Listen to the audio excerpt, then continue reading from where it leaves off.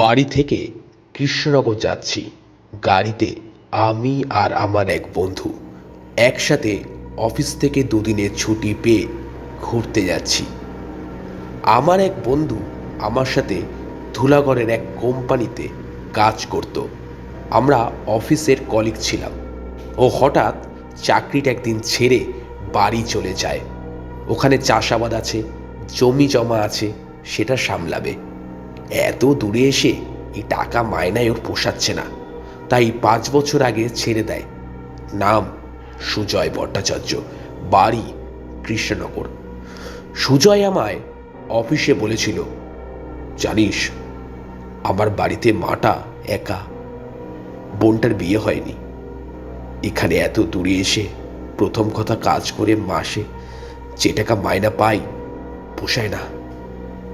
আর ওরাও একা, বাড়ির জন্য বড্ড চিন্তা হয়। এত দূরে কীভাবে পড়ে থাকি বলতো। আমি ওকে সান্ত্বনা দেওয়ার জন্য একটা ভালো যুক্তি দিয়েছিলাম যে বিয়েটা কর, বাড়িতে কেউ তো থাকবে। সুজয় ও আমায় বলেছিল, দেখ বোনটার জন্য বিয়ে করিনি, ও একটু শারীরিক প্রতিবন্ধী, আর পরের বাড়ির মেয়ে এসে কেন দায়িত্ব নেবে। এখন কেউ কারো দায়িত্ব নেয় না রে। যার ভালো সেই বোঝে, যার সংসার সেই জানে। এই বলে আমি শেষ করে কাজে আবার জয়েন করি। সন্ধ্যায় অফিসের কোয়ার্টারে যাওয়ার সময় রাতে ও বলল, আমি সামনের সপ্তাহ থেকে আর আসবো না, তোরা একদিন যাস আমার বাড়ি। কৃষ্ণনগর দারুণ জায়গা রে। আমি উত্তরে বলেছিলাম, অবশ্যই যাব, খুব তাড়াতাড়ি একদিন ঘুরে আসবো বউ বাচ্চাকে নিয়ে। আজ 5 বছর কেটে গেছে, মাঝে ওর নম্বরটাও ইনভ্যালিড হয়ে গেছে, হয়তো চেঞ্জ করেছে ওর নাম্বার। যাই হোক, যাবো আর যাওয়া হয়নি। বাঙালির এই আলসেমিতেই শেষ হয়ে গেল। আজও যাচ্ছি। বউ বাচ্চা আমার শ্বশুরবাড়ি গেছে, ছেলের সামনেই মাধ্যমিক পরীক্ষা শেষ হলো, এখন ছুটি, তাই ঘুরতে গেছে। আমিও সেরকম কাজের চাপে কোথাও একটা যাওয়া হয় না, তাই পাড়ার ছেলেকে নিয়ে বেরিয়ে পড়লাম সুজয়ের বাড়ি কৃষ্ণনগর। সুজয়ের আগের দেওয়া ঠিকানাটা আমি আমার এখনো মানিব্যাগে রেখে দিয়েছিলাম, আর সেটাই দেখে দেখে সেই ঠিকানাকে স্মরণ করে এগিয়ে চলেছি কৃষ্ণনগরের উদ্দেশ্যে। আর এখন তো আরও সোজা জিপিএস হয়ে গেছে। আর এতক্ষণ আমার পাশে থাকা বন্ধুকেই সেই গল্পই করছি। পাশের বন্ধুটা আমার পাড়াতুতো ভাই, ছোটবেলার বন্ধু। তবে এই কথা বলতে বলতে কৃষ্ণনগর ঢুকতে আর মাত্র কিছু সময়। লোকেশন তাই বলছে, তবে একটু অন্যমনস্ক হতেই ঘটল এক বিপত্তি। গাড়ি হয়ে গেল পাংচার। এমন সময় গাড়ির টায়ারটা লিক হয়ে গেছে, আর সেটাই ড্রাইভার গাড়ির টায়ারটাকে সারাচ্ছে। অনেকক্ষণ ধরে আমি গাড়ির ভেতরে বসে রয়েছি, সাথে আমার সেই বন্ধুটাও। দুজনে বেশ কথোপকথন হচ্ছে। আমি ড্রাইভারকে জিজ্ঞেস করলাম, দাদা আর কতক্ষণ গো, ঠিক হলো? আমার বন্ধু এই শুনে আমাকে বলল, করছি। আসলে এত অন্ধকার তো, রানাঘাট ঢোকার পর একবার দাঁড়িয়েছিলাম, তখন দেখে নিলেই হতো। আমি বুঝতে পারিনি বিয়ে করা বইয়ের মুড আর গাড়ির টায়ার বোঝা খুব চাপ, কখন ফাটবে সে ওপরবেলাই জানে। এ ভগবানের হাওয়া ভাই, ভগবানের হাওয়া। বউটা তো ভগবানেরই দেওয়া। এমন সময় ড্রাইভার বলল, হয়ে গেছে, বেরোচ্ছি। রাত প্রায় 12টা, বেরোলাম আবারও। এমন সময় সুজয়ের বলা সেই জায়গাটায় দাঁড়াতেই গাড়ি থেকে নেমে এগিয়ে যাব। রাস্তায় অন্ধকারে একটা লোক বট গাছের নিচে বিড়ি টানছে।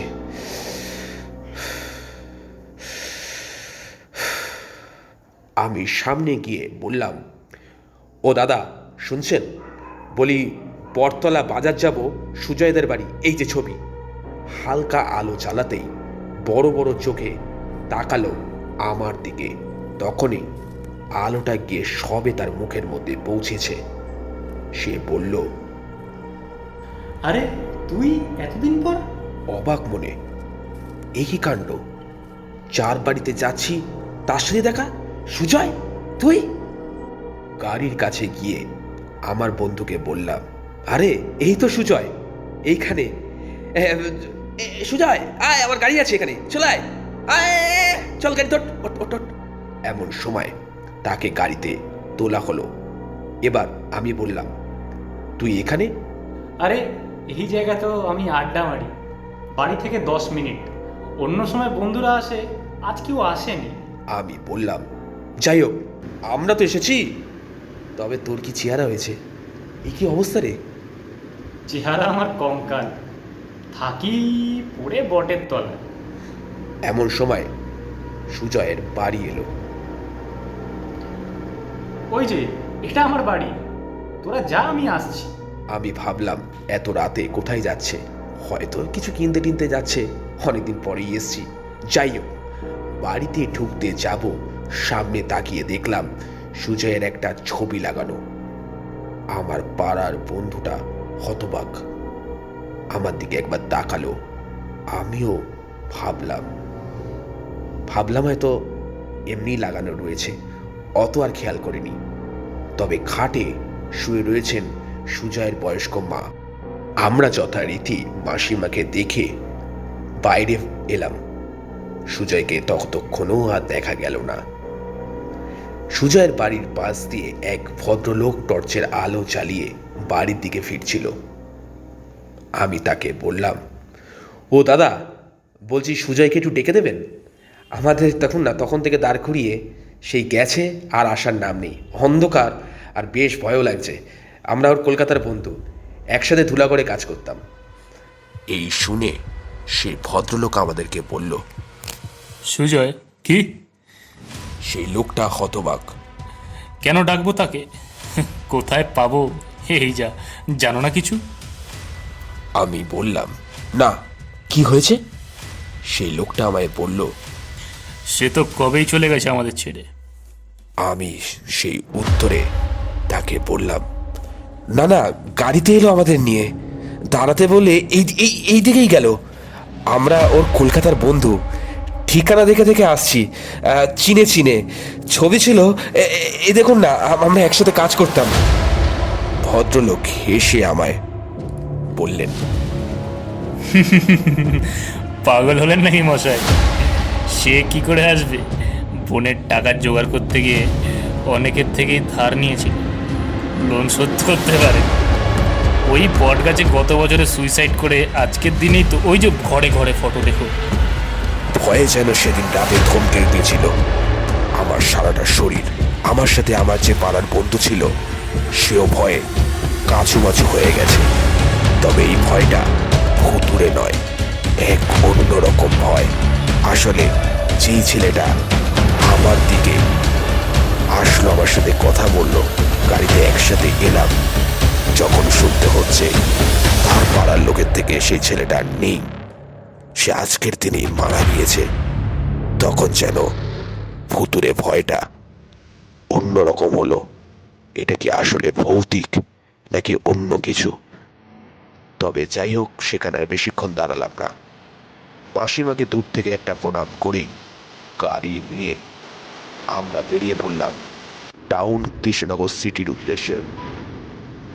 তবে কাকিমার জন্য কষ্ট হলেও প্রণাম জানানো ছাড়া আর কিছু দেওয়ার ছিল না, কারণ আজও তিনি তার ছেলে ও মেয়ের জন্য পথ চেয়ে বসে থাকেন মায়ের মতো। এই ছিল অভিজ্ঞতা কৃষ্ণনগর যাত্রার। তবে গল্প কাকতালীয় হলেও বাস্তবে মিল না থাকলেও মনে হবে ঘটে যাওয়া এক কাহিনী। আসলে এইটাই নাট্য রূপ যাহা সত্যি লাগে। তাই ফিরি প্রতি সপ্তাহে বারে বারে আপনাদের জন্য এসসিএফ এন্টারটেনমেন্টের পক্ষ থেকে। কেমন লাগলো অবশ্যই জানাবেন। আমরা গল্পের আড্ডায় এসসিএফ এর তরফ থেকে নতুন নতুন গল্প আপনাদেরকে শোনাবো।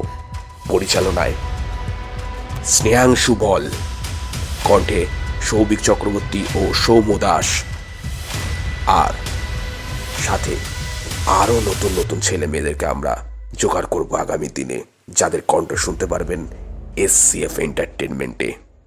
ধন্যবাদ।